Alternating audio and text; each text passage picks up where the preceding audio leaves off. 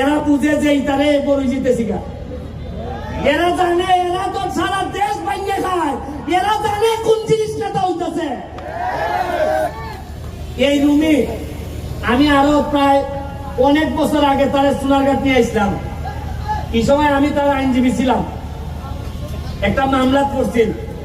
ওই সময় চান্সে ভাইয়া কিছু কম টাকা দিয়ে আইন নিছিলাম, বললাম যে আমি উকিল, তোমার আমার এলাকা তাইও গান গাইও না, কিছু কম টাকা রাখতো।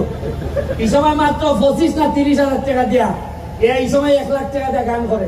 ওই আমার সাইডে দিছে, আচ্ছা ভাই আপনি তো আমার আইনজীবী, গাই গাই এই শোন না।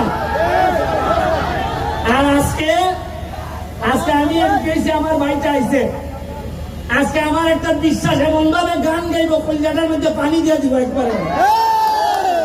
আমরা রে ভাই মহাসড়কে যাইতেছি, মাধবপুর সোনারঘাট মহাসড়কে যাবে।